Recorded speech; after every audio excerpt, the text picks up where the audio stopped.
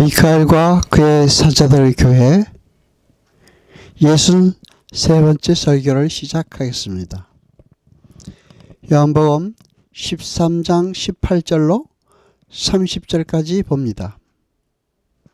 내가 너희를 다 가르쳐 말하는 것이 아니라 내가 나의 택한 자들이 누구인지 알미라. 그러나 내 떡을 먹는 자가 내게 발꿈치를 들었다 한 성경을 응하게 하려는 것이니라. 지금부터 일이 이루기 전에 미리 너희에게 이름은 일이 이룰 때에 내가 그인 줄 너희로 믿게 하려 함이로라. 내가 진실로 진실로 너희에게 이르노니 나의 보낸 자를 영접하는 자는 나를 영접하는 것이요 나를 영접하는 자는 나를 보내신 이를 영접하는 것이니라. 예수께서 이 말씀을 하시고 심령에 민망하여 증거하여 가라사대 내가 진실로 진실로 너에게 이르노니 너희 중 하나가 나를 팔리라 하시니 제자들이 서로 보며 뉘게 대하여 말씀하시는지 의심하더라. 예수의 제자 중 하나 곧 그의 사랑하시는 자가 예수의 품에 의지하여 누웠는지라. 시몬 베드로가 머리짓을 하며 말하되 말씀하신 자가 누구인지 말하라 한데 그가 예수의 가슴에 그대로 의지하여 말하되 주여 누구 오니이까. 예수께서 대답하시되 내가 한 조각을 찍어다가 주는 자가 그니라 하시고 곧 한 조각을 찍으시다가 가롯 시몬의 아들 유다를 주시니 조각을 받은 후 곧 사단이 그 속에 들어간지라. 예, 예수께서 유다에게 이르시되 네 하는 일을 속히 하라 하시니 이 말씀을 무슨 뜻으로 하셨는지 그 앉은 자 중에 아는 이가 없고 어떤 이들은 유다가 돈귀를 맡았으므로 명절에 우리가 쓸 물건을 사라 하시는지 혹 가난한 자에게 무엇을 주라 하시는 줄로 생각하더라. 유다가 그 조각을 받고 곧 나가니 밤 이르라. 아멘. 여러분, 이 역사 속에서의 모든 일은 우발적이고 즉흥적으로 일어나는 것이 아니라 하나님의 작정과 계획하심에 의해 통제되고 지원받고 있음을 알 수 있습니다. 하나님께서 계획하시고 예정하신 대로 역사는 흘러갑니다. 또한 이러한 구절들을 통해서 마귀도 하나님의 구속사 안에서 하나의 역할을 담당하고 있는 것을 알 수 있습니다. 왜 하나님께서는 교회에 들어와 있는 가라지를 뽑지 말고 놔두라고 말씀하셨는지 아시겠습니까? 가라지들도 다 하나님의 작정 속에서 역할이 있는 것입니다. 유다는 알곡들의 천국 입성을 위하여 가라지의 역할을 하다가 간 것입니다. 예수님께서 제자들과 함께 유다를 보내셨을 때 유다를 통해 예수가 전해지고 있었던 것입니다. 그래서 주님께서 보낸 자를 영접하는 것이 주님을 영접하는 것이라고 기록되어 있는 것입니다. 주님께서 보낸 사람들은 자격 있는 자들입니까? 아닙니다. 세상적 관점으로 볼 때는 도저히 자격도 없고 가치도 없어 보이는 어떤 이들을 통해서도 복음은 전해줄 수 있는 것입니다. 애굽의 바로나 페르시아 왕 고레스, 대제사장 가바야 등도 하나님의 도구로 쓰여 구속사에서의 한 역할씩을 해낸 것입니다. 이처럼 하나님은 예수님을 죽이는 데 결정적 역할을 하는 대제사장의 입도 사용하셔서 예수 그리스도의 십자가의 의미를 정확하게 설명하십니다. 지금 아무나 복음을 전할 수 있다는 것에 초점을 두고 말하는 것이 아닙니다. 하나님의 능력은 마귀까지도 도로 쓰실 수 있을 만큼 전지전능하신 분임을 말씀드리는 것입니다. 하나님은 이렇게 당신의 일을 성취하시는 데 있어서 그 어떤 것도 들어서 사용하실 수 있는 분이십니다. 그래서 겉보기에 하나님께 쓰임을 받고 있다고 해서 모두 하나님의 택한 자일 수만은 없습니다. 유다는 하나님이신 예수님과 3년 반을 교제했고 함께 먹고 마시며 모든 강화나 가르침을 다 들었던 사람이었습니다. 그럼에도 그는 스승을 팔아버렸습니다. 이렇게 죄인은 스스로의 힘으로는 절대 구원의 길로 들어설 수 없는 것입니다. 여러분, 마귀가 무엇입니까? 마귀는 실존하는 실체입니다. 그리고 마귀는 어떠한 세력이나 지향성을 상징하고 있습니다. 마귀는 하나님의 은혜를 떠난 모든 도덕적 피조물들의 상태와 특징을 모두 담고 있는 상징적 존재이면서 실체인 존재입니다. 따라서 하나님의 은혜 밖에 있는 유다 자신이 바로 마귀고 그런 유다의 생각과 행위 또한 마귀의 것입니다.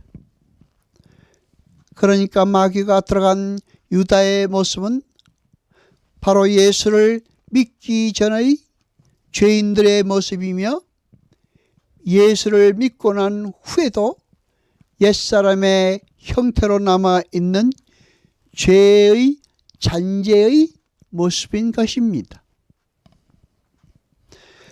가롯 유다의 이름 앞에 있는 가롯은 성이 아닙니다. 히브리 사람들은 성이 없습니다. 물론 지금은 그들이 오랜 세월을 전 세계로 흩어져서 디아스포라의 삶을 사느라 성을 갖게 되었지만은 원래 히브리 사람들은 자신들의 아버지가 하나님이라 하여 성을 갖고 있지 않았습니다. 지금 일본의 황제가 태양신의 자손이라 하여 성을 갖고 있지 않은 것과 같은 이유입니다. 그 가롯이라는 말은 그가 속했던 자객단을 가리키는 것입니다. 열심당원을 말합니다. 유다는 비밀 단체의 회원이었습니다. 여러분, 인간은 자기가 원하는 행복과 쾌락을 얻기 위해 하나님의 도심이 아닌 이 세상의 힘과 폭력으로 그것을 쟁취하려는 모든 시도와 자기의 불가능함과 무력함을 인정하지 않고 능력과 힘을 발휘하여 하나님 앞에서까지 자기 자신을 주장하는 그것을 바로 죄라고 합니다. 그렇게 하나님만을 의지하여 하나님 절대 의존적 존재로 살아야 하는 자가 감히 자신을 창조하신 하나님 앞에서 자신의 힘을 의지하여 하나님같이 되어 보겠다고 했던 최초의 반란 사건이 어떤 사건이었습니까? 아담의 선악과 사건입니다. 하나님은 그렇게 최초의 인간에게 배신을 당하셨습니다. 그리고 그의 행위를 죄라 하시고 그를 가리켜 죄인이라고 규정하셨습니다. 유대인들이 스스로의 힘으로 하나님의 율법을 지킬 수 있다고 나섰습니다. 그러나 하나님은 반드시 당신의 은혜를 의지 않고 피조물들이 자기 자신의 힘으로 무엇인가를 하겠다는 그 교만을 벌하시는 것입니다.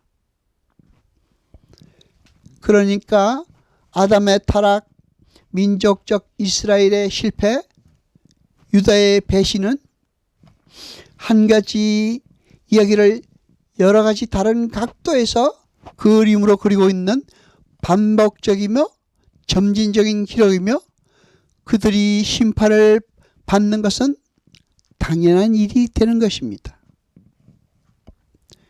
여러분, 하나님의 은혜를 떠난 도덕적 피조물들은 절대로 하나님의 영광과 나의 영광 사이에서 하나님의 영광을 선택할 수 없는 존재입니다. 하나님의 은혜 밖에 모든 도덕적 피조물들은 자기가 우주의 중심이 되기를 원합니다. 그것은 하나님께서 그들을 그처럼 하나님의 다음과는 위대한 존재로 창조해 내셨던 하나의 증거인 것입니다. 그러나 그들은 엄연히 피조물입니다. 그래서 하나님의 은혜의 생명을, 그 생명력을 충만하게 공급받아야만 존재가 가능하고 행복과 기쁨과 만족 속에 거할 수 있습니다. 그러나 그들에게서 하나님의 은혜가 떠나가면 그들은 티끌에 불과합니다. 그럼에도 그들은 하나님의 영광을 붙들지 못하더라는 것입니다. 그러니까 하나님의 백성이 타락 가능한 아담에서 타락 불가능한 하나님의 자녀로 새롭게 창조되는 것이 이 역사의 존재 목적입니다. 이 세상에 존재하는 모든 도덕적 피조물들은 반드시 하나님의 끊임없는 시험을 통과해야 합니다. 그 중에서 시험에 떨어진 자는 지옥으로 유기되고 하나님의 은혜로 시험에 통과한 자들이 천국으로 들어가게 되는 것입니다. 그래서 성경은 하나님의 시험이 복된 것이며 마땅히 기뻐해야 할 것이라고 말씀하십니다. 왜냐하면 그 시험을 거치지 않고 천국에 이룰 수 있는 존재는 하나도 없기 때문입니다. 야고보서 1장 2절로 4절까지 봅니다. 내 형제들아, 너희가 여러 가지 시험을 만나거든 온전히 기쁘게 여기라. 이는 너의 믿음의 시련이 인내를 만들어내는 줄 너희가 알미라. 인내를 온전히 이루라. 이는 너희로 온전하고 구비하여 조금도 부족함이 없게 하려 함이라. 아멘. 2절에서 시험이라고 번역된 단어는 페이라스 모이스입니다.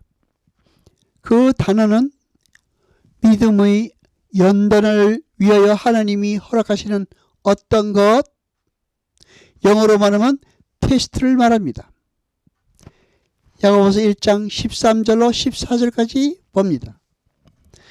사람이 시험 받을 때에 내가 하나님께 시험을 받는다 하지 말지니 하나님은 악에게 시험을 받지도 아니하시고 친히 아무도 시험하지 아니하시느니라. 오직 각 사람이 시험을 받는 것은 자기 욕심에 끌려 미혹됨이니. 아멘. 여기에 여러분이 들으시기에 약간의 모순이 있습니다. 13절에 쓰인 시험은 2절과 12절의 좋은 의미의 시험 페이라스모이스와는 완전히 다른 단어입니다. 그 단어는 페라즈 메노스인데 그 의미는 유혹입니다. 그리고 14절에 미혹됨이라고 번역된 델레아노메조스는 사냥 용어입니다. 미끼로 고기를 껴다가 올가미로 사냥하다라는 뜻입니다. 여러분, 그러니까 하나님은 모든 인간을 시험하십니다. 그런데 그 하나님이 하시는 시험은, 시험의 의도는 복을 주기 위함입니다. 하나님의 백성들은 하나님의 시험을 통과하며 자기 외에 절대 상위권자가 존재하는 것을 확인하게 되며 혹여 그 시험에서 실패한다 하더라도 그 실패의 경험에서 자신의 무력함을 경험하게 되어 결국에는 복된 자리로 안착하는 것입니다. 그래서 그들에게 주어진 시험은 그야말로 페이라스모스입니다. 즉 연단입니다. 인간이 설사 그 시험에 실패했다 하더라도 하나님의 은혜가 부어지면 그 실패까지도 연단이 될 수 있는 것입니다.